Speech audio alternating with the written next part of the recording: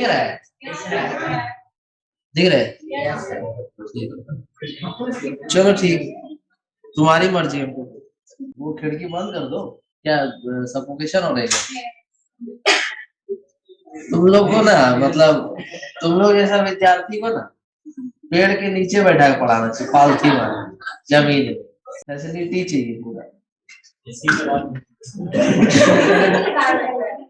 इतना फैसिलिटी है फिर भी कम ही लगता है, मतलब पढ़ाई पे फोकस नहीं है, पढ़ाई पे फोकस ही नहीं है, समझे?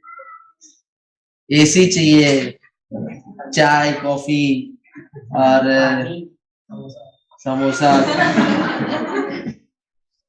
कुछ भी फोकस करो जो पढ़ाया जा रहा है उस पे, ठीक है ना? हाँ, जिसको लिखना होगा वो लिख सकता है, ठीक है? हम टाइम देंगे लिखने का, तो जो लिखना चाहता है वो लिख सकता है। हाँ, लेकिन ये नहीं कि लिख ही रहे, लिखना चाहता लिखो लेकिन तेज लिखो। चलो ठीक है, पिछले क्लास में पढ़ाए थे तुमको हम जहां तक, उसके आगे आज पढ़ेंगे, ठीक है? जैसा कि पिछले क्लास में तुमको बताया गया था वेव के बारे में, कि जो वेव होता है उसका क्या अर्थ होता है और वेव मोशन हम लोग कैसे देखते हैं, एंड और क्या बताया गया था? Properties characteristics of wave motion, हाँ, टाइप्स ऑफ वेव, जिसमें कि ट्रांसवर्स वेव, मैकेनिकल, इलेक्ट्रोमैग्नेटिक, ये सब, लॉन्गिट्यूडनल वेव्स, यही सब हुआ था। आज हम लोग पढ़ने वाले हैं कि यदि स्पीड का बात करेंगे, साउंड वेव का अगर स्पीड देखना है तो वो क्या होगा और किस तरह से डिपेंड करेगा। तो देखो, पहला टॉपिक जो तुम यहाँ देख रहे हैं वो पहला टॉपिक है तुम्हारा speed of longitudinal wave in a medium. किसी मीडियम में जो लॉन्गिट्यूडनल वेव होगा, ठीक है, जिसमें क्या एग्जांपल लिया जा रहा है, साउंड वेव, उसका स्पीड का फॉर्मूला क्या रहा है? तो उसका स्पीड का फॉर्मूला हो जाएगा तुम्हारा v equals to root under 1 by root under b upon rho. तो यहाँ पर जो b है ये तुम्हारा है बल्क मॉड्यूलस, और जो रो है वो क्या है? ये रो तुम्हारा डेंसिटी, मीडियम का डेंसिटी। तो ये फॉर्मूला हम लोग लगाते हैं, ठीक है? क्लियर है? तो इसमें जो बी है वो क्या है तुम्हारा? बल्क मॉडुलस, और रो क्या है? Density of the medium. तो बी को तो ये भी लिख सकते हैं ना, minus of delta P upon delta V by V, ठीक है? तो इससे हम रिप्लेस कर सकते हैं, जहां पे डेल्टा पी क्या होगा? Change in pressure, delta we क्या रहेगा? चेंज इन वॉल्यूम, और वी रहेगा इनिशियल वॉल्यूम। क्लियर है? समझ रहे बात? तो ये तुम्हारा फॉर्मूला अप्लाई किया जाएगा। अब जैसे सपोज करो कि हम एक सॉलिड बार ले रहे हैं, जैसे कि स्टील रॉड, ठीक है? तो जो स्टील का रॉड है इसमें साउंड जब ट्रेवल करेगा ना, तो तुमको बी के जगह पर वाई यूज करना है, यंग्स मॉडुलस यूज करना है, क्योंकि इसमें हम लोग बल्क मॉडुलस नहीं लेते, ठीक है? बल्क मॉडुलस हम लोग लेंगे किस केस में? तुमको जब हम पढ़ा रहे थे इलास्टिसिटी, तो उसमें 3 तरह का मॉडुलस ऑफ इलास्टिसिटी पढ़ा था, यंग्स मॉडुलस, बल्क मॉडुलस, और मॉडुलस ऑफ रिजिडिटी। तो जो यंग्स मॉडुलस था वो किसके लिए डिफाइंड था? सॉलिड्स के लिए। जैसे सॉलिड्स में स्ट्रेच प्रोड्यूस हो रहा था ना, तो उसके लिए डिफाइंड था। बल्क मॉडुलस किसके लिए डिफाइंड था? तीनों के लिए, सॉलिड के लिए, लिक्विड के लिए, और गैसेस। गैस को कंप्रेस कर सकते हैं, लिक्विड्स को कंप्रेस कर सकते हैं, सॉलिड्स को कंप्रेस कर सकते हैं नहीं? सॉलिड्स को प्रेस नहीं कर सकते। जैसे देखो, मान लो सॉलिड्स है, तो सॉलिड्स में अगर हम प्रेशर अप्लाई करते हैं इस तरह से, तो इसका वॉल्यूम डिक्रीज नहीं हो सकता। हाँ, ये बोलो कि बहुत टफ होगा, ऐसा करना बहुत मुश्किल होगा, बट पॉसिबल तो है ना। जैसे तुम इसको कॉम्प्रेस करो, गैसेस को, तो गैस को कॉम्प्रेस करना आसान है। गैस को कॉम्प्रेस कर, एक छोटा सा कंटेनर का गैस पूरा रूम में फैल सकता है, पता है कि नहीं? नहीं पता है। हाँ, तो हम क्या करते हैं, उस गैस को एक छोटा सा डब्बा में प्रेस करते हैं, कॉम्प्रेस करते हैं। उसी तरह से लिक्विड को भी कॉम्प्रेस कर सकते हैं, उसी तरह से सॉलिड्स को भी कॉम्प्रेस कर सकते हैं। क्लियर है? जो क्या करेगा, उसके वॉल्यूम में चेंज करा देगा। तो वहां पर बल्क मॉडुलस डिफाइंड था, समझ रहे हो? सॉलिड्स के लिए जो बल्क मॉडुलस होगा बहुत ज्यादा होगा, बहुत ज्यादा होगा as compared to liquid and gases. But अगर एक स्पेशल केस है जिसमें कि सॉलिड बार लिया जा रहा है, ठीक है, तो सॉलिड बार के केस में तुमको मॉडुलस ऑफ इलास्टिसिटी में Y use, Young's modulus of elasticity तुमको यहाँ पे यूज करना है अगर बी की जगह पे लिखना है सॉलिड बार के लिए, ठीक है। तो एक्चुअल जो फॉर्मूला याद रखना, वो क्या याद रखना, v equals to root under v by rho, ठीक है। देखो यहाँ एक पॉइंट है जो नोट करके लिखना था हम लोगों की, speed of sound is greater in solids and liquids as compare to gases even though they are denser than gases. देखो एक चीज ध्यान देना, यहां तक समझ आ गया सब कुछ जो अभी बताए? आगे बढ़े ना, कोई डाउट पूछना किसी को? दो चीज बताए, पहला कि v equal to root under v by rho use करना है, b ठीक है यूज करेंगे, बट अगर एक स्पेशल केस है जिसमें सॉलिड बार लेना है हमको, तो उसमें b के जगह हम y यूज कर लेंगे, यंग्स मॉडुलस, ठीक है। एंड एक चीज यहाँ पर ध्यान देने वाली बात यह है कि जैसे v जो है वो इनवर्सली प्रोपोर्शनल है किसका? डेंसिटी का। तो अगर तुमसे कोई पूछे कि सॉलिड में ज्यादा स्पीड होगा या गैसेस में ज्यादा स्पीड होगा या लिक्विड्स में ज्यादा स्पीड होगा, तो कल की क्लास में हम तुमको बताए थे कि सॉलिड्स में सबसे ज्यादा स्पीड होता है, जबकि सॉलिड्स का डेंसिटी बहुत अधिक है, तो इनवर्सली प्रोपोर्शनल है, तो स्पीड क्या होना चाहिए? कम होना चाहिए। क्वेश्चन समझ आ रहा है कि सॉलिड्स का डेंसिटी तो बहुत अधिक है ना, तो अगर सॉलिड्स का डेंसिटी बहुत अधिक है तो भाई v का वैल्यू कम होना चाहिए, बट ऐसा होता है नहीं होता। जैसे स्टील रोड में तुमको कितना बताए थे? 5100 मीटर पर सेकेंड। पानी में 1428, हाँ वही 1400 के आसपास, 1480 के आसपास मीटर पर सेकेंड। और इसमें एयर में 336, 332 ऐसे 340 इस रेंज में होता है मीटर पर सेकेंड, है ना। तो जो डेंसिटी है वो सबसे ज्यादा किसका है? सॉलिड्स का। तो इस रिलेशन के हिसाब से तो मेरा स्पीड ऑफ साउंड सबसे कम होना चाहिए ना सॉलिड में, इनवर्सली प्रोपोर्शनल है ना। बट इसके ऊपर भी कुछ है, क्या है? बी। डेंसिटी के ऊपर क्या है? बी। और अभी थोड़ी देर पहले बताया कि जो बी का वैल्यू होता है सॉलिड्स के लिए बहुत ज्यादा एज कम्पेयर टू, इसीलिए डेंसिटी का प्रभाव डोमिनेट ना करके बी का प्रभाव डोमिनेट कर जाता है। और स्पीड ऑफ साउंड किसमें सबसे ज्यादा रहेगा? सॉलिड्स। क्लियर है? तो यहाँ लिखा हुआ है कि this is because they are much more difficult to compress than gases and hence have much higher values of bulk modulus.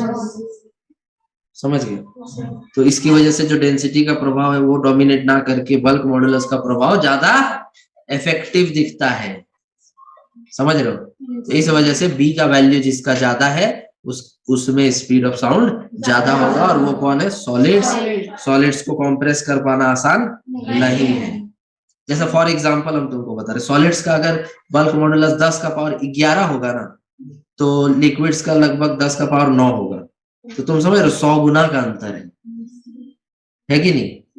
तो डेंसिटी में इतना ज्यादा चेंज हमको देखने को नहीं मिलता, इसीलिए डेंसिटी को हम लोग ज्यादा महत्व ना देके यहाँ पे किसको देंगे?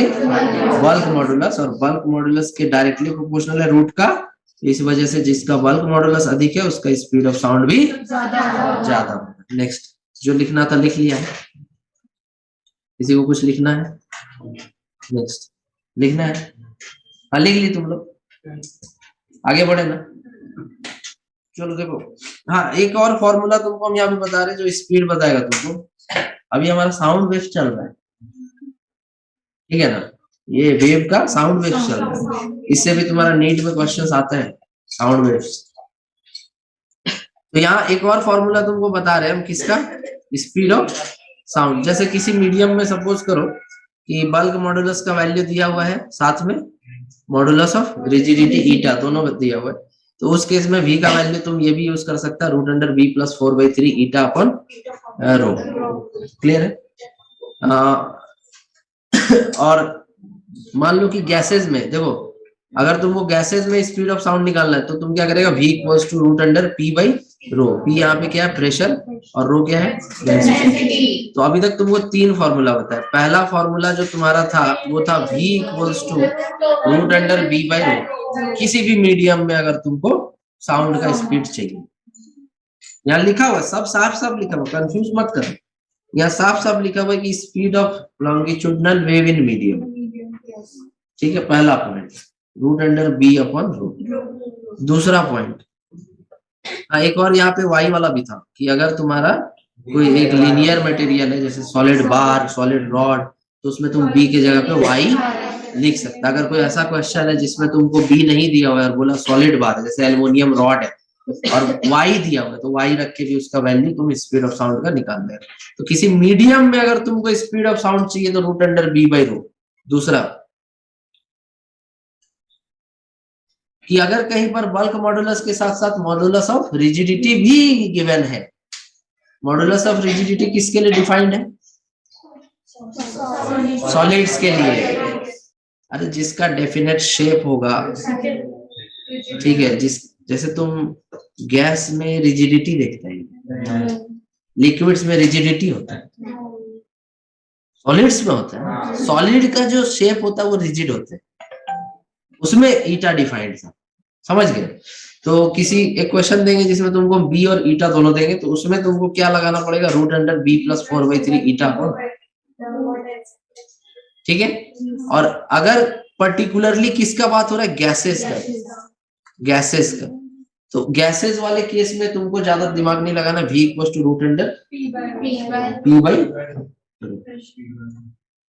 समझ गया? p क्या है यहाँ पे, प्रेशर। तो कुछ कुछ आगे तुमको इसके बारे में बताएंगे, जैसे कि यहाँ p क्या है, प्रेशर है, प्रेशर है। तो जैसे गैसेस में तुम बल्क मॉडुलस को प्रेशर के बराबर लिख दिया, यही किया ना? अरे एक्चुअल फॉर्मूला हम तुमको क्या बताए थे, v equals to root under b by, लेकिन हम तुमको बोल रहे हैं जब गैसेस का बात होगा तब तुम b को लिख देना p। तो कुछ रीजन होगा ना भाई, तो रीजन देखो क्या है। अभी रात है, अभी रात है, बाहर में नहीं है, क्यों क्यों दिन? Because the sun is shining. तो हम तुमको कह रहे हैं कि जहां पर गैसेस रहेगा वहां पे बी की जगह पी लिख दे, कुछ रीजन होगा। देखो तुम जैसे अगर पी लिखना चाहता है तो प्रेशर का बात कर रहा है, ये फॉर्मूला किससे रिलेटेड है, न्यूटन से रिलेटेड। किससे? तो न्यूटन का ऐसा मानना था कि जो भी मीडियम में, जो भी गैस में साउंड ट्रैवल करेगा तो मीडियम कैसा माना जाएगा, जो प्रोसेस माना जाएगा कैसा माना जाएगा। जैसे हम कुछ बोल रहे, हम कुछ भी बोल रहे तो साउंड कहाँ ट्रेवल कर रहा है, इस एयर में ट्रेवल कर रहा है।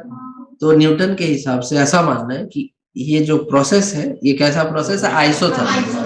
आइसो मतलब इक्वल, थर्मल मतलब टेम्परेचर। तो उनका ऐसा मानना है कि जो टेम्परेचर है वो सेम है। क्या मानना है, टेम्परेचर सेम है, टेम्परेचर में कोई चेंज नहीं आ रहा है। तो हम लोग एक फॉर्मूला पढ़े थे, PV equals to nRT।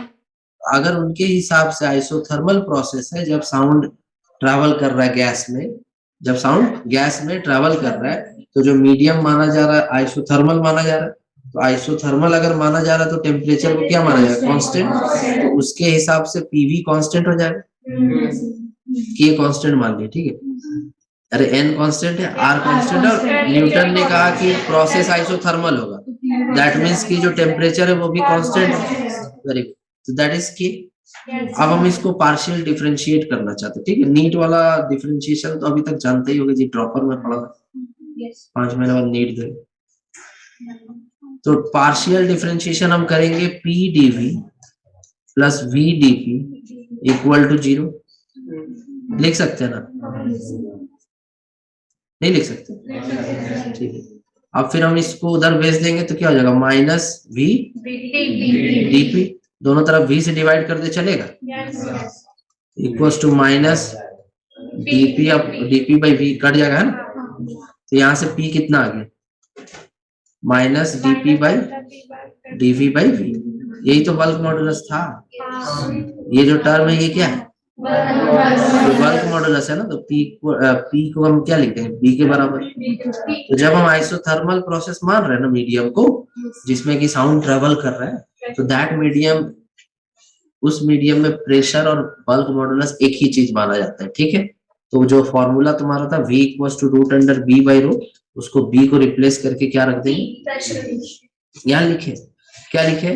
For gases, यहाँ इंपॉर्टेंट पॉइंट है, for gases bulk modulus is equal to, ठीक है। लेकिन ऐसा मान कब माना जा रहा है? जब आइसोथर्मल प्रोसेस में देखे रहे। ठीक है, आइसोथर्मल प्रोसेस मान लिए और हम तुमको यहाँ डिराइव करके दिखा दिए कि टेम्परेचर जब कांस्टेंट था तो उस केस में जो प्रेशर है वही किसके बराबर है? बल्क मॉडुलस के। तो ये सब कुछ जो बकवास कौन कर रहा है? न्यूटन। ठीक है, तो न्यूटन को हम अपना आइडियल मानते हैं। ठीक है, सर आइजैक न्यूटन बहुत पूजनीय मानते हैं न्यूटन, मतलब बहुत ज्यादा रेस्पेक्ट है मेरे मन में न्यूटन के प्रति। मेरे मन में बहुत ज्यादा रेस्पेक्ट है, बिकॉज न्यूटन को हम कह सकते हैं कि एक तरह से क्रांति और रिवॉल्यूशन जो भी आया है साइंस के क्षेत्र में, उनमें उनका बहुत बड़ा योगदान है। मानता है ना तुम? नहीं पता है क्या तुमको?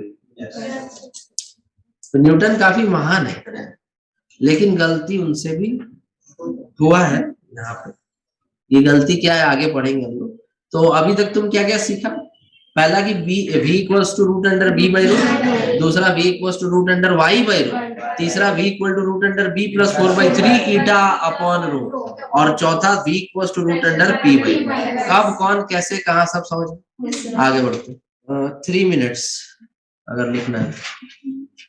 सर एक न्यूटन जो आप दे थे, तो उस तरह पे जो वर्क मोटर्स के तरफ पे डेल्टा p और जो by delta v by v जो यूज किया गया नेगेटिव, नहीं नेगेटिव नहीं, वो डेल्टा v बाय v के तरफ delta l by l use किया गया माइनस, अच्छा सिर्फ डेल्टा l बाय l क्या निकाला था उसमें? तो यंग्स मॉडुलस, हाँ यंग्स मॉडुलस अगर निकालते हैं ना तो हम लोग ऐसे लिखते हैं फोर्स बाय एरिया, जिसको तुम प्रेशर बोल रहे हैं, ये लिखते हैं अगर यंग्स मॉडुलस निकालना तो, क्योंकि हम लोग इसी को डिफाइन किए थे, इसी लेंथ के चेंज में। ठीक है, हाँ भाई हो गया, लिख लिया ना, 3 मिनट हो गए। नेक्स्ट टॉपिक है तुम्हारा लैपलेस करेक्शन। लैपलेस करेक्शन का जरूरत इसलिए पड़ा, देखो क्यों पड़ा। न्यूटन का कहना था कि जो मीडियम है कैसा है?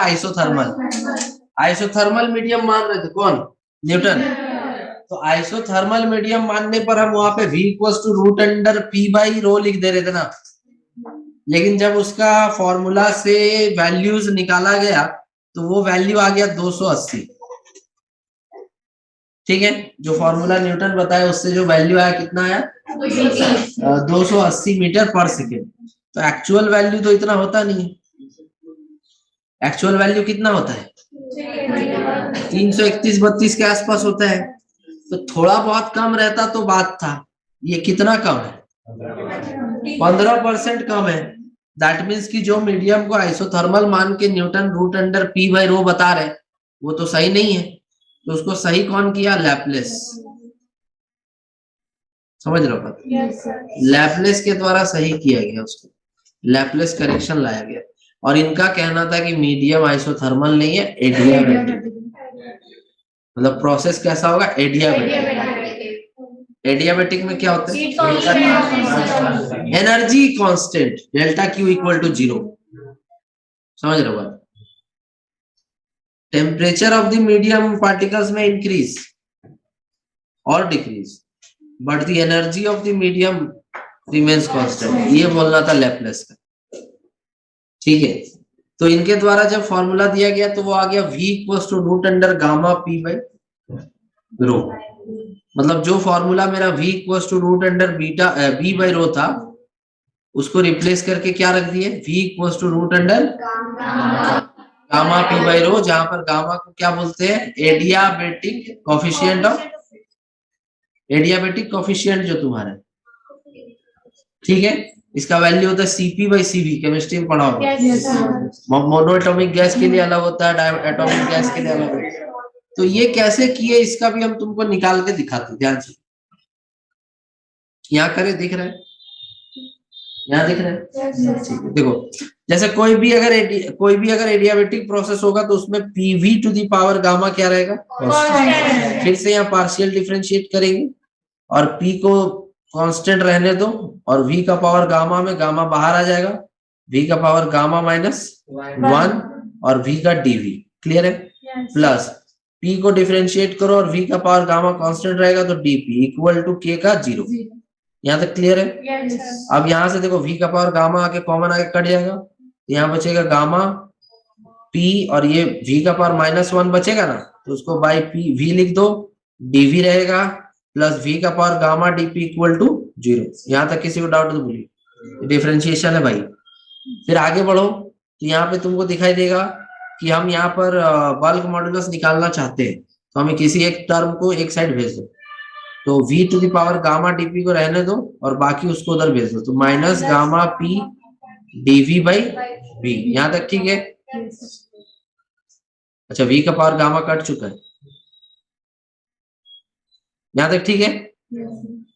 अब इसके आगे बढ़ेगा अगर तुम, तो यहाँ पर तुमको dP और पूरा dV/V को नीचे ले आओ, so dP upon minus dV/V equal to gamma P, यही क्या है, beta B, so B equals to gamma. देखिए ये अब ये एक्स्ट्रा टॉपिक है भाई, ये यहाँ पर ये मत बोलना कैसे लिख दे रहे हैं, पढ़ के आया तुम। एडियाबेटिक प्रोसेस में ऐसा PV का पावर गामा क्या रहता है, कांस्टेंट। तो जब डिफरेंशिएशन करेंगे तो एक को कांस्टेंट मानेंगे, दूसरे को डिफरेंशिएट करके ये रिलेशन निकाल के हम तुमको दिखा दिए कि जो फॉर्मूला हम तुमको पढ़ा रहे थे वो क्या था, V इक्वल्स टू √B/ρ। लेकिन हम इसको कैसे लिख सकते हैं, गामा P/ρ।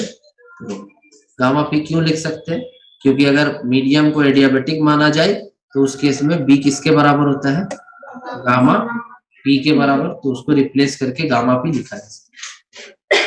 बोलिए किसी को पूछना था, एनी डाउट्स?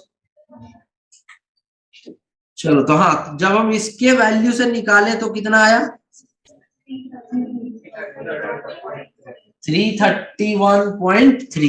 ये ठीक है, एक्चुअल एक्सपेरिमेंटल वैल्यू साउंड का, स्पीड का यही होता है, तो ठीक ही है ना, इतना ही होना चाहिए ना। तो हम किस पे जाएंगे, न्यूटन वाले बात पे या लैपलेस वाले? तो लैपलेस के बात पे हम जाना चाहेंगे, लैपलेस का बात सुनना पसंद करेंगे ना हम, क्योंकि इसका जो फॉर्मूला है वो ज्यादा सटीक है ना। न्यूटन वाला जो फॉर्मूला था क्या था, V इक्वल्स टू √P/ρ, और इसका जो फॉर्मूला है क्या, V equals to √gamma P/ρ, और दोनों से वैल्यूज निकाला गया, उससे निकाला गया तो 280 आया, और इसके फॉर्मूला से निकाला गया तो 331.3 आया। तो हम तो इसका बात सुनेंगे ना, जो एक्सपेरिमेंटल वैल्यू है साउंड का, स्पीड का, वो इसके नजदीक है ना। वो तो 15% कम था, तो वो एक तरह से वो मीडियम को गलत मान रहे थे ना, वो बोल रहे थे आइसोथर्मल, लेकिन ऐसा नहीं, कैसा है, adiabatic. Energy of the medium remains constant, not temperature. हाँ ठीक, ठीक है। चलिए, तुम लोग बहुत खुशी हो रहा होगा न्यूटन गलत हो गया, काश इसमें गलत हो जाता, फोर्स में पूरा पढ़ना ही नहीं पड़ा है?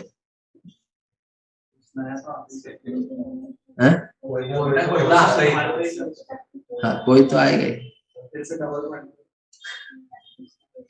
कोई तो आएगा। नहीं, दुनिया में कुछ भी करने के लिए कोई ना कोई होता ही है, ठीक है। जो पॉसिबल है वो करने के लिए कोई ना कोई होता ही है, और वो कर भी देते हैं, समझ रहा बात? जैसे इंसान को चांद पे जाना था, वो पॉसिबल था, बट लोग सोच नहीं पा रहे थे कि ऐसा कैसे करें, लेकिन समय के साथ कोई ना कोई आया जो कर दिया, वो कोई ना कोई तो कर दिया ना। तुम ये 1450 में जाके बोलो कि हम चांद पे घूम के आए, बहुत मारे, समझ रहा बात? अजीब लगे ना, अटपटा सा लगे ना, नहीं समझ। लेकिन अब तो ये आम बात है ना, लोग गए ना चांद पे, बहुत साल पहले का बात है, तो रिसेंट बात है भी नहीं, काफी पुराना बात है। तो यही बात है कि समय के साथ कुछ चीज बहुत छोटा लगने लगता है, ठीक है। जो एक समय में जिसके बारे में लोग सोच भी नहीं सकते थे, समय के साथ वही क्या हो जाता है, परिवर्तन के आने से वो चेंज हो जाता है, खत्म हो जाता है, फिर वो लगता है कितना छोटा बात था। जैसे कि गैलीलियो के टाइम में कोई बोल दिया कि अर्थ चपटा, बहुत मारा उसको,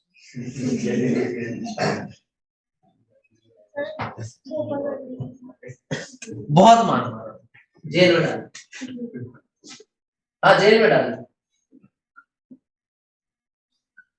पूरा थोपिया बोला लिख माफीनामा।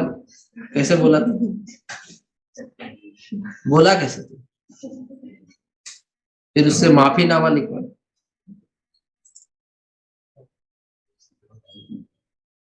वो पेज के लास्ट में स्टार बना के लिख दिया कि देखो माफी तो मांग रहे लेकिन दिल से नहीं मांग, नोट करके। अगला क्वेश्चन है, तो ये क्वेश्चन जल्दी से बनाने का प्रयास करिए, तुरंत बनाइए तुरंत। देखो यहाँ पे लिखने के चक्कर में मत रहना, सीखने के चक्कर में रहो। लिखने के लिए तुमको इसका नोट्स भी दे दिया जाता है और लेक्चर भी दे दिया जाता है, तो तुम्हारा प्रयास होना चाहिए कि किस तरह से सीखे हम। तुम जो सीखोगे वो तुमसे कोई नहीं छीन सकता है, तुम जो लिखोगे वो छीन लेगा, तेरा कॉपी कोई चुरा के भाग गया तो क्या करेगा। यंग्स मॉडुलस दिया हुआ है और डेंसिटी दिया हुआ है। अब ये रॉड है तो वही फॉर्मूला लग जाएगा जो पढ़ा है, 6.02 into 10 की पावर 3। ठीक है। और कोई बना है, तुम ये फॉर्मूला लगाएगा v equals to root under y by rho, y का वैल्यू दिया हुआ है 2.9 इंटू 10 का पावर 11 और ये रो का वैल्यू है 8 इंटू 10 का पावर 3। तो यहाँ से इसको डिवाइड कर लो, पहले 2.9 को 8 से डिवाइड करते हैं हम कैलकुलेटर यूज करेंगे, लेकिन तुम नहीं करोगे क्योंकि तुम्हारे पास ऑप्शन नहीं है। तो ये हो जाएगा रूट अंडर 0.36, ये 2.9 बाई 8 को डिवाइड करेगा ना तो ये आएगा 0.36 और 11 में से 3 जाएगा, कितना बचेगा 9, 10 का पावर 8, तो ये 0.36 का 0.6 हो जाएगा रूट और 8 का 4, तो ये हो जाएगा 6 इंटू 10 का पावर 3 मीटर पर सेकंड। क्लियर हो गया ना। तो देखो स्टील रॉड में तुम्हारा लगभग 6000 के आसपास आ रहा है ना, हम कितना बोले थे 5100, तो उसी के आसपास रहते हैं 5000, 5500, 6000, ठीक है। बहुत जबरदस्त स्पीड है, ज्यादा स्पीड है ना, 1 सेकंड में 6000 मीटर, मतलब 1 सेकंड में 6 किलोमीटर। बल्क मॉडुलस 7.5 इंटू 10 का power 10 newton per metre square दिया हुआ है और मॉडुलस ऑफ रिजिडिटी दिया हुआ है 2.1 इंटू 10 का power 10 newton per metre square. Determine the velocity of the waves in the medium, density of aluminium is 2.7 into 10 का power 3 kg per metre cube. तो इसमें भाई तुमको v equals to root under v plus 4/3 eta upon rho, ये कर देंगे।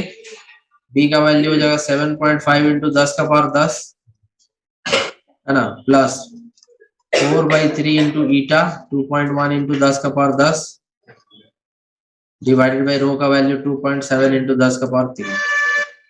अब इसको सॉल्व करते हैं, तो ये पहले मल्टीप्लाई कर लो, 4 into 2.1 divided by 3, 4 into 2.1 divided by 3, 2.8 और यहाँ पे 4.5, 7.5 जुड़ जाएगा 7.5, तो 10.3 आ गया और 10 का पावर 10 रहेगा डिवाइडेड बाई 2.7 इंटू 10 का पावर 3 होगा यहाँ पे। तो इसका जब करेंगे 10.3 को 2.7 से डिवाइड कर दो, ये आ जाएगा 3.81 रूट अंडर 3.81 इंटू 10 का पावर 10 में से 3 गया 7, इतना आ जाएगा, ठीक है, ठीक है ना। तो 3.81 का रूट करो तो रूट अंडर 3.81, तो ये आ जाएगा 1.95, 1 पॉइंट, अच्छा रुक जाओ 1 मिनट, 10 का पावर 7 है ना, उसको तुम लिख दो 10 का पावर 6। कैसे लिखेगा? 1 0 मल्टीप्लाई कर दो, 38.1 लिख दो और इसको लिख दो 10 का पावर 6 ताकि आसानी से रूट हो जाए। तो रूट अंडर 38.1 करेगा 6.17 आएगा। तो 6.2 लिख दो और इंटू 10 का पावर 3 मीटर पर सेकंड। क्लियर है? बोलिए, किसी को डाउट है? आगे बढ़ो। यहाँ पे क्वेश्चन बताने का मुद्दा यही है कि जो कैलकुलेशन है उस पर ध्यान जाए। ये फॉर्मूला बेस्ड क्वेश्चन बना के कुछ होने जाने वाला नहीं, लेकिन जो कैलकुलेशन है वो भी इम्पोर्टेंट है। इस तरह का क्वेश्चन एग्जाम में आएगा, तुम इसमें ज्यादा से ज्यादा 2 मिनट, बहुत ज्यादा से ज्यादा 2 मिनट। क्वेश्चन पढ़ने के लिए 10 से 20 सेकंड, डेटा लिखने के लिए 10 से 20 सेकंड, ठीक है। फॉर्मूला सोचने के लिए 5 सेकंड। कितना देर हो गया? 45 सेकंड हो चुका है, ठीक। बाकी कैलकुलेशन करने के लिए मैक्सिमम टू मैक्सिमम 1 मिनट हो गया ना। 2 मिनट से कम में बनाना है, बात समझा? उससे ज्यादा समय नहीं देना। उससे ज्यादा समय दिया मतलब तुम किसी और क्वेश्चन का लॉस करा, ठीक। आगे बढ़ो।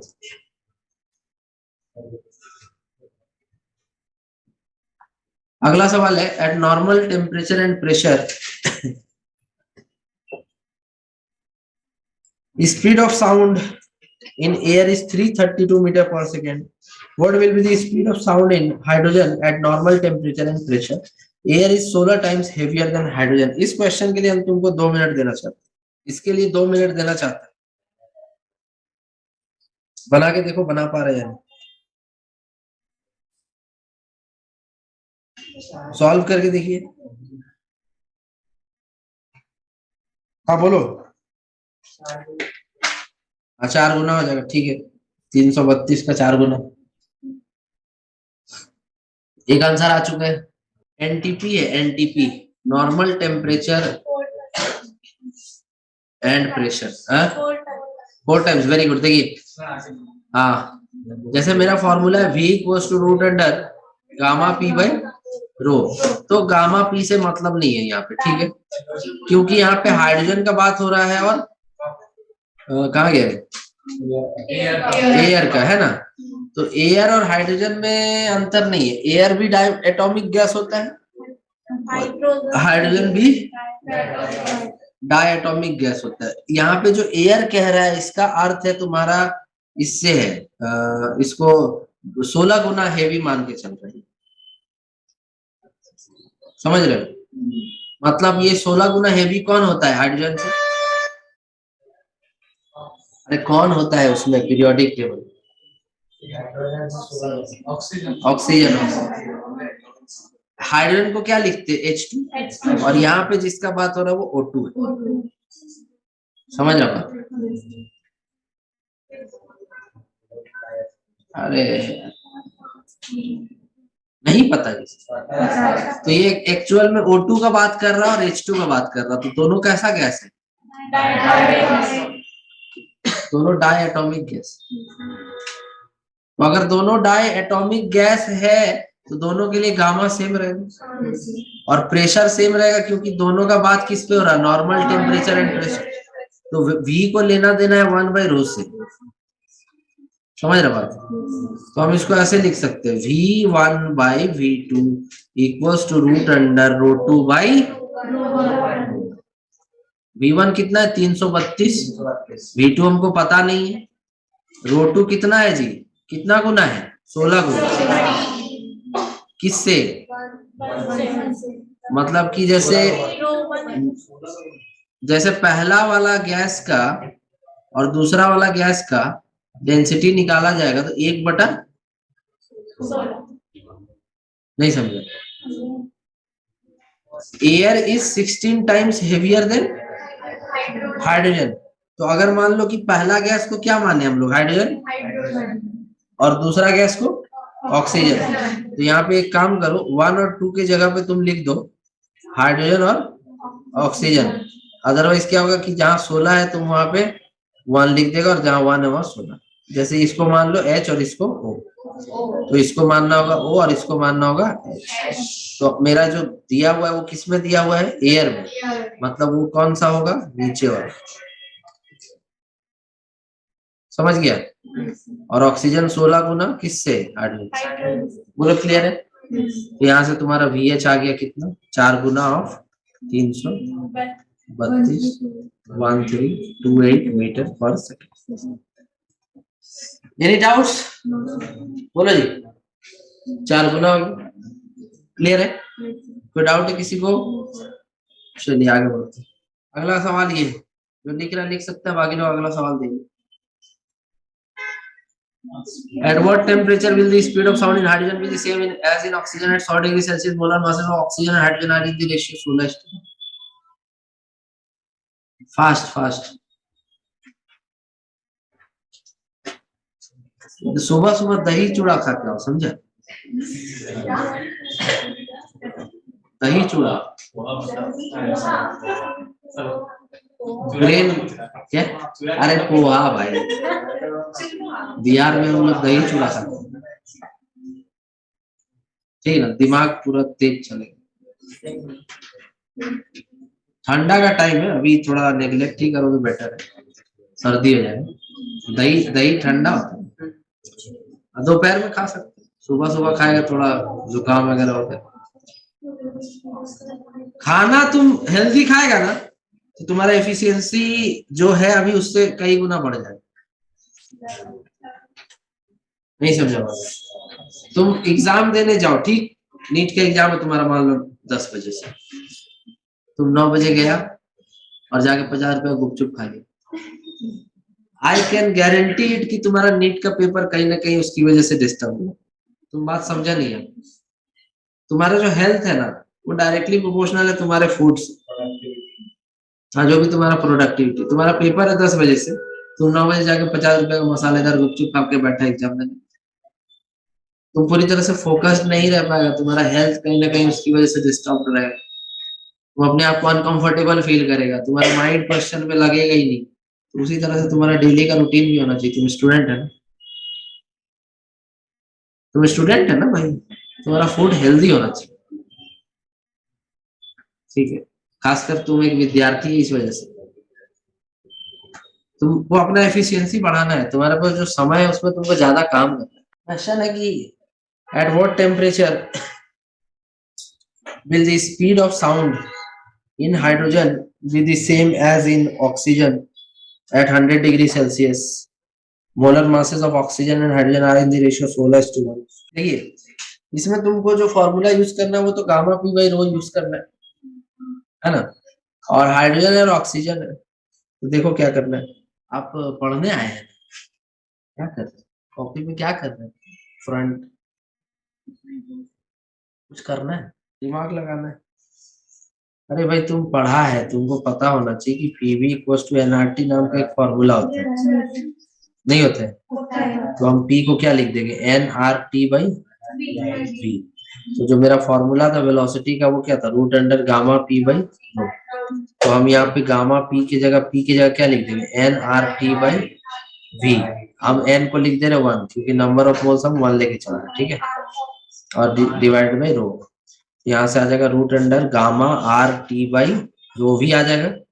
यहाँ पे देखो डेंसिटी इनटू वॉल्यूम क्या होता है, मास, गामा RT बाई मास, ये लगाओ, ये फॉर्मूला लगाओ, V = √गामा RT/m, ये लगाओ, तुरंत बने, जल्दी बनो। At what temperature will the speed of sound in hydrogen be same as in oxygen at 100 degree Celsius? यहाँ पे तुमको टेम्परेचर को केल्विन में लेना, नहीं तो तुम्हारा आंसर नहीं आएगा। कोई बना पा रहा है? हाँ, केल्विन, ठीक है, वेरी गुड। एक आंसर आ गया 23.3 केल्विन, क्योंकि यहाँ पे हम ऐसे करेंगे ये हम एक फॉर्मूला होता है V = √गामा RT/m। तो यहाँ पर जो कांस्टेंट है वो कौन कौन होगा, गामा, क्योंकि देखो फिर से हाइड्रोजन का और ऑक्सीजन का बात हुआ है, मतलब H2 और O2 दोनों डायटोमिक है, गामा दोनों के लिए सेम रहेगा। R तो कांस्टेंट होता ही है, मास और टेम्परेचर वेरिएबल है, तो V is directly proportional to √T/m। तो हम इसको ऐसे लिखेंगे, VH/VO = √TH/MO इंटू MO/TH। ये समझ में आया कैसे किया? रेशियो सेम होगा ना, VH वाला ये टर्म हो गया और VO वाला ये टर्म हो गया। अरे एक स्टेप बढ़ा लेना यार, डिवाइड करके, ठीक है। तो यहां से तुम्हारा क्या निकालना तुमको? VH नहीं टेम्परेचर किसका? At what temperature will speed of sound in hydrogen be same as in oxygen? अच्छा ये तो बाय मिस्टेक, हाँ वो हम समझ गए। TH/mH इंटू TO/MO, ये बोल रहा था ना, ठीक है। तो देखो तुमको क्वेश्चन में तुमको अभी थोड़ी देर पहले हम बताए कि जो स्पीड है वो क्या है? सेम है। Speed of sound in hydrogen भी सेम, तो ये कट जाएगा, तो आ जाएगा MHTO का root equal to THMO, root हट जाएगा, तो MHTO इक्वल टू THMO। तुमको टेम्परेचर किस पे निकालना है? केल्विन में, और ऑक्सीजन में टेम्परेचर कितना है? 100। तो मास ऑफ हाइड्रोजन कितना होगा? 1 ले लो, और टेम्परेचर 273 प्लस 100 373, और हाइड्रोजन का टेम्परेचर नहीं पता हमको, हाइड्रोजन में कितना होगा? मास होगा 16 गुना, ऑक्सीजन है लिखा हुआ क्वेश्चन में, 16:1 में दिया हुआ रेशियो, ठीक है। अरे डायरेक्ट 1/16 करो ना, या 16/1। तो यहाँ से TH कितना आ जाएगा? 373/16, कितना होगा इसका वैल्यू? 23.3 केल्विन। क्लियर हो गया? तो ये थोड़ा ठीक क्वेश्चन लगा हुआ तुमको, क्योंकि इसमें जो फॉर्मूला दिया हुआ तो डायरेक्ट नहीं लग रहा, उसमें तुमको P को हटा देना है। कैसे हटाना बता दिए। उसके बाद तुमको मास और टेम्परेचर का जो रिलेशन है उसको एस्टेब्लिश करके इसको सॉल्व करो। बोलिए डाउट है? तो 23.3 केल्विन यहाँ पे आंसर है, ठीक है। तो अगर दो गैस है मेरे पास, एक ऑक्सीजन और एक हाइड्रोजन, और ऑक्सीजन का तापमान है 373 केल्विन, ठीक है, और हाइड्रोजन का तापमान है 23.3 केल्विन, तो दोनों में जो स्पीड ऑफ साउंड होगा क्या रहेगा? सेम। यही क्वेश्चन में पूछा गया। किसी को डाउट हो रहा है तो बोलिए जल्दी, नहीं है तो आगे बढ़ो। लिख लिया जिसको लिखना है? हाँ लिख लो। हाँ जी हो गया, चलो बहुत अच्छा, आगे बढ़ते हैं। नेक्स्ट टॉपिक है factors affecting the speed of sound in air. पहला क्या है? Effect of temperature. तो ध्यान से देखेंगे कि यदि हम यहाँ पर तुमको ये बताना चाहते हैं कि मेरा जो फॉर्मूला था स्पीड के लिए क्या था एयर में, root under gamma P by rho, यही फाइनल हम लोग मानेंगे, इसी को लेके चलना। अब जैसे हम एक फॉर्मूला और जानते हैं कि V equals to root under gamma RT/M, ये तुमको हम अभी बताएं। ये जो फॉर्मूला हम तुमको बताए, निकाल के बताए कैसे आया है। इस केस में अगर ध्यान से हम देखें तो जो V है वो किसके प्रोपोर्शनल है?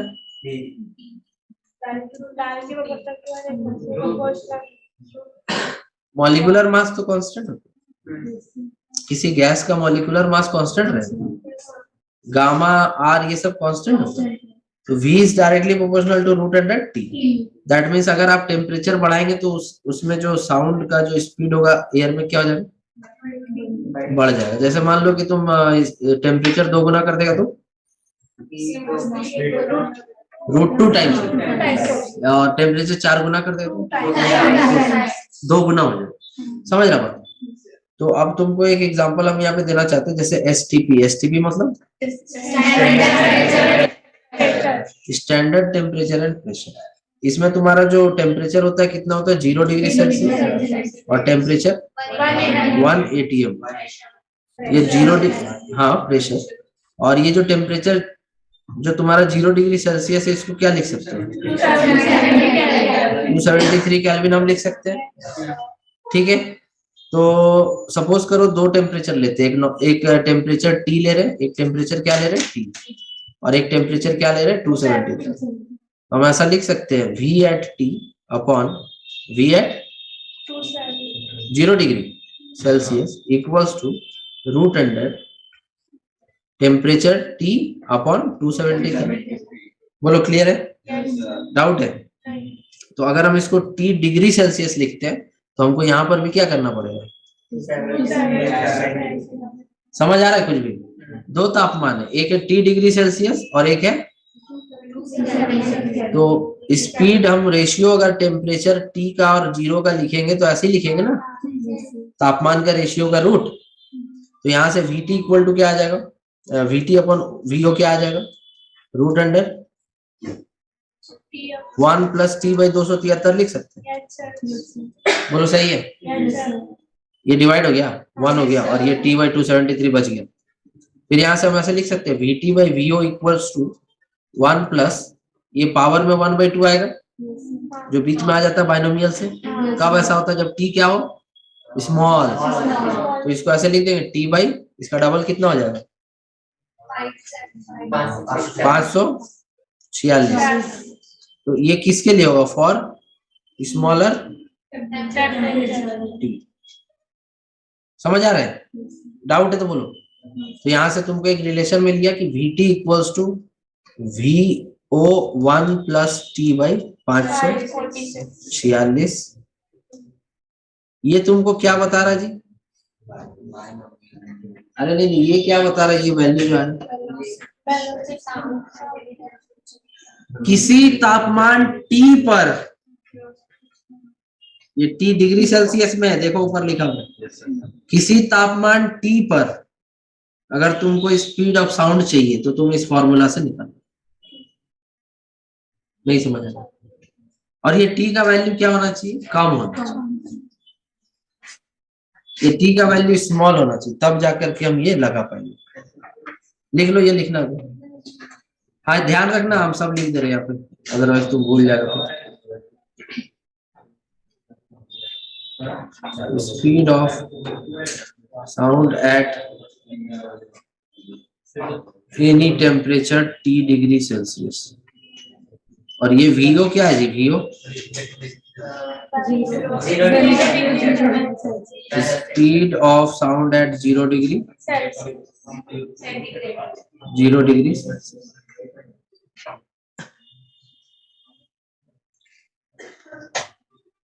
हाँ पूछो, हमसे पूछो जिसको पूछना है। वो बाइनोमियल एक्सपेंशन में हम लोग पढ़ते हैं, जो पावर में रहेगा ना वो बीच में आता है। बाइनोमियल एक्सपेंशन जो मैथ्स में पढ़ा होगा उसको आइडिया होगा, लेकिन नीट वालों को नहीं आइडिया होगा। बट ये ध्यान रखना कि T का वैल्यू स्मॉल होने पर ऐसा कर सकते, पहले भी ये यूज हो चुका है बहुत बार। तो ये सबसे तुम्हारे एग्जाम में direct question. Density of air at NTP is 1.29 kg per meter cube। Density दिया 1.29 kg। NTP क्या होता है जी? तो इसमें टेम्परेचर कितना लेते हैं? 293 केल्विन के आसपास। 20-25 जो लेना, 20 लो, 20 ही ज्यादातर मिले तुम्हें, 20 लिखो। 293 केल्विन। तो eight normal temperature and pressure density is 129 kg per meter cube and gamma for diatomic gas is 1.4. What will be the velocity of sound at 127 degree Celsius? तो फिर से वही करेंगे, V1 by V2 equals to root under T1 by T2 रे, है ना। तो जो तुम्हारे NTP पे जो स्पीड ऑफ साउंड होगा कितना होगा पहले निकाल लो। V equals to root under gamma RT by M था ना। ये नहीं लगेगा क्यों? मास वसन गामा P बाई रो लगा दो, गामा P बाई रो। तो ये तुमको दे देगा speed of sound eight NTP। तो गामा कितना? 1.4 और प्रेशर कितना होता है NTP का? 1.01 इंटू 10 का पावर 5 और डेंसिटी कितना? 1.29 दिया हुआ है गैस का। तो यहाँ से जब तुम इसको सॉल्व करोगे तो ये तुम्हारा लगभग आ जाएगा 331 के आसपास, 0.6 मीटर पर सेकेंड। ये तुमको निकालना पड़ेगा पहले, क्योंकि ये क्वेश्चन में दिया हुआ नहीं है। समझ रहा बात? ठीक है ना। NTP पे तुमको निकालना पड़ेगा ना कितना वेलोसिटी है। कैसे निकालेगा फिर? तो ये हो गया 331.6 अपॉन V2 निकालने बोला था, और अपॉन रूट अंडर T1, ये एनटीपी का टेम्परेचर कितना ले रहे हैं 293 केल्विन, और ये 127 डिग्री सेल्सियस का मतलब 400 केल्विन, 273 जोड़ देना है, ठीक है। तो यहाँ से V2 आ जाएगा, V2 equal to root under 400 upon 293 into 331.6। तो इसको सॉल्व करके बताते हैं। 400 डिवाइडेड बाई 293 इंटू 331.6, 452.7 मीटर पर सेकंड। बोलिए सर, डाउट है? सर ये आपने 1.01 को 10 कैसे लिया? पास्कल प्रेशर, प्रेशर उतना ही होता है ना, प्रेशर उतना ही होगा ना। हाँ बोलो, डाउट है? बोलो, तुम लोगों डाउट है? अरे जब V तुम निकालेगा ही नहीं एनटीपी पे तो फिर रखेगा क्या वो? 33.1 नहीं, वो मिस्टेक है ना, मिसप्रिंट, प्रिंटिंग मिस्टेक। 331.6। हाँ और बोलो, किसी को डाउट है? एनीवन?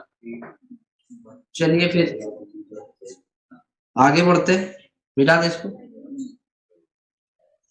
भाई, मिटा दे। दूसरा टॉपिक है इफेक्ट ऑफ प्रेशर। देखो, अगर हम गैस का टेम्परेचर को कांस्टेंट रखते हैं ना, तो यहाँ पर प्रेशर का कोई भी इफेक्ट हमको देखने को नहीं मिलता है स्पीड ऑफ साउंड में। ऐसा इसलिए होता है क्योंकि अभी हम पढ़ा है V equals to root under gamma P by rho, यही था ना। तो अगर सपोज करो PV इक्वल टू nRT लिखते हैं, ठीक है, और इसके बाद हम ऐसा लिखते हैं कि डेंसिटी इक्वल टू क्या होता है, मास बाई वॉल्यूम। तो वॉल्यूम इक्वल टू क्या हो जाएगा जी, मास बाई डेंसिटी। तो यहाँ वॉल्यूम की जगह लिख देते हैं mass by density equals to nRT। तो यहाँ पे P by rho equal to क्या आ जा रहा है, nRT बाई n। तो अगर सपोज करो कि मीडियम में टेम्परेचर मेरा क्या है, कांस्टेंट, ठीक है, तो ये दोनों तो कांस्टेंट है ही, ये पूरा कांस्टेंट हो जाएगा ना। तो P बाई रो क्या हो जाएगा, कांस्टेंट। कब, जब temperature if T is constant, ऐसा होगा। तो इस केस में तो प्रेशर का कोई प्रभाव पड़ेगा, क्योंकि यहाँ प्रेशर बाई रो का वैल्यू तो कांस्टेंट माना जाएगा ना। कब, जब टेम्परेचर को कांस्टेंट मानेंगे, तब उस केस में P बाई रो का इफेक्ट हमको देखने को नहीं मिलेगा। तो स्पीड क्या रहेगा, कांस्टेंट, चेंज नहीं करेगा। अगर टेम्परेचर चेंज होगा तो P बाई रो भी चेंज होगा, और उस हिसाब से वेलोसिटी, स्पीड चेंज हो जाएगी। बट यहाँ पे टेम्परेचर के कांस्टेंट होने से बाकी सारा टर्म ऑलरेडी कांस्टेंट है, molecular mass, n, r, t सब कांस्टेंट है।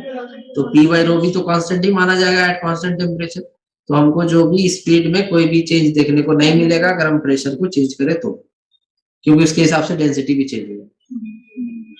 समझ गया? अगर हम प्रेशर को चेंज कर देते हैं ना, तो डेंसिटी भी चेंज हो जाएगा ना। तो P बाई रो का जो रेशियो होगा क्या रहेगा, फिक्स एट कांस्टेंट टेम्परेचर। तो उस केस में मेरा जो स्पीड ऑफ साउंड है वो बदलेगा नहीं। और अगर हमको बोलते दोनों के बीच का एक ग्राफ बना दो, इसके बीच का, बोलेगा कि स्पीड ऑफ साउंड के बीच का, और इस तरफ बोलेगा प्रेशर, है ना, बोलेगा दोनों बीच का ग्राफ कैसा होगा, ऐसा। लेकिन कब होगा ये, लिखिए, थोड़ी देर के लिए वीडियो बंद कर दे, अच्छे से लिखिए। कल तुम लोग पिकनिक मनाने गया था, कौन सा पेपर में छपा? अनवर सर बताए। वो अनवर सर क्या अच्छा बनाए, नहीं बताया? हैं? डायग्राम शो गए थे। बात तो सही बोल रहे, फोटो भी सोते हुए। अकबर सर मस्त 2 घंटा सोए हुए। हमको तो ये समझ में नहीं आता है कि जैसे अगर हटाइए हो गया तुम लिखी, हमको एक चीज समझ में नहीं आती कि कोई बच्चा ये कैसे सोचता है कि अगर हम एक चीज छोड़ देंगे तो दूसरा अच्छा कर ले। मतलब अगर हमको बोर्ड का एग्जाम देना है तो हम इधर क्लास छोड़ दें, बात नहीं समझ में। तुम एक चीज को खराब करके दूसरा अच्छा करने का जो एटीट्यूड है वो तुम डेवलप कर ही नहीं सकते। तुमको अच्छा करना है तो तुम्हारा एटीट्यूड अच्छा करना होगा। और जो स्टूडेंट इस नाम पे क्लास छोड़ देता है कि हम अपने से पढ़ लेंगे, उसका तो एटीट्यूड ही खराब। अरे सुनो, तुम्हारा आचरण सही होगा तब ना तुम क्लास करेगा। और जब क्लास कर ही नहीं रहा तो तुम्हारा आचरण गलत। तो अगर तुम्हारा एटीट्यूड ही गलत है तो तुम ना इधर अच्छा कर सकता ना उधर। एक कहावत है ना, धोबी का ना घर का ना घाट का, है ना? अरे सही कहावत है ना। तुम सोचेगा कि हम क्लास नहीं करेंगे और हम अच्छा कर लेंगे, पॉसिबल ही नहीं, पॉसिबल ही नहीं। तुम अगर क्लास करता है तो तुम कुछ सीखता है। जो बुद्धि तुम्हारे पास खुद डेवलप नहीं कर सकता समझने का, वो टीचर तुमको अपनी भाषा में समझाता है। और कहते हैं ना कि सुना हुआ ज्यादा याद रहता है। सुना हुआ चीज ज्यादा याद रहता है। तुम खुद से जो पढ़ते हो उससे ज्यादा याद तुमको रहेगा जो तुम लेक्चर अटेंड करके पढ़ो। ये सही भी है। तुम बस 2 मिनट के लिए ये सोचो कि अभी जितना लोग एब्सेंट और जितना लोग आया है, ये दोनों में कंपेयर करते हैं। ऐसा जरूरी नहीं कि वो लोग को ये सब आता हो, फिर भी नहीं आया। तुम आया तो सीख के जा रहे। और ये भी जरूरी नहीं कि वो घर में बैठा तो ये सब पढ़ भी लिए हो। और ये भी जरूरी नहीं कि कल ये पढ़ के आएगा।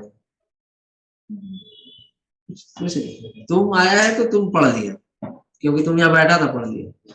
बहुत कैजुअली लो इसको, हम आए थे क्लास में पढ़ लिया, है कि नहीं? लेकिन जो नहीं आया है ना वो जानता होगा, ना वो घर में रह के ये पढ़ा होगा, और ना कल क्लास आने से पहले इसको पढ़ के आया।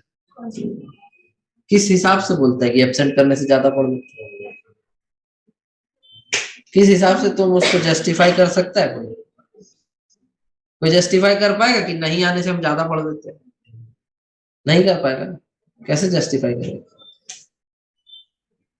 तुम क्लास नहीं आता है ना तो तुम्हारे मन में बहुत तरह का ख्याल आता है।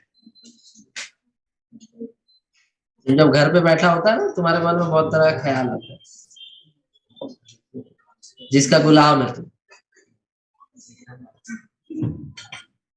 है ना?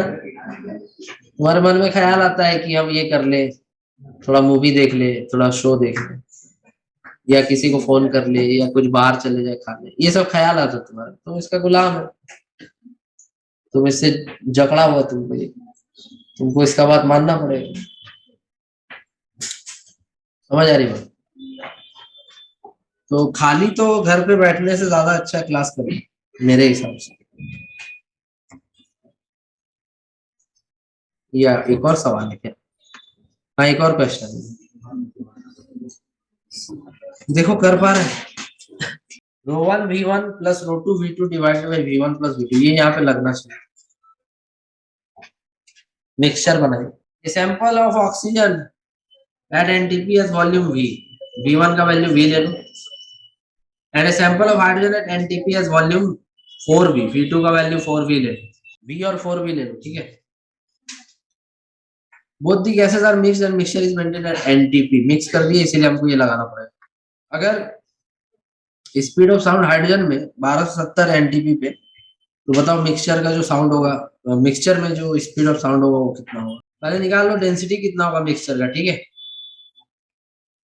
तो पहला जो तुम्हारा क्वेश्चन यहाँ पर दिया हुआ, इसमें तुमको किसको इसको मिक्स करना है?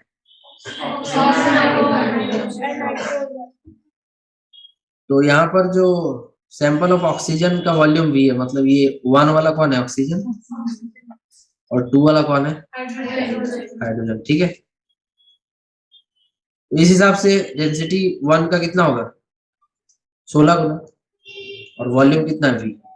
दूसरा का डेंसिटी 8 गुना और volume 4V divided by 5V।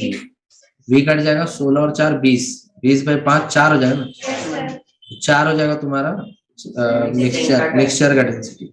अब हमको यहाँ पर बोला था कि सब कुछ एनटीपी पे रखना है, मतलब मेरा जो टेम्परेचर प्रेशर है वो चेंज नहीं करेगा, तो जो भी वेलोसिटी होगा वो किसके प्रोपोर्शनल होगा, इनवर्सली प्रोपोर्शनल टू डेंसिटी। समझ रहे हैं बात, एनटीपी था एनटीपी ही रहेगा, तो प्रेशर चेंज नहीं करेगा। तो V1 बाई V2 या V मिक्सचर, ठीक है, V mixture by V hydrogen is equal to density hydrogen by density mixture. समझ गया।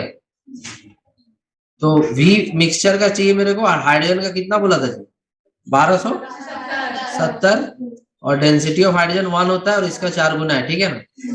तो velocity in speed in mixture आ जाएगा 1270 बाई 2, तो 635।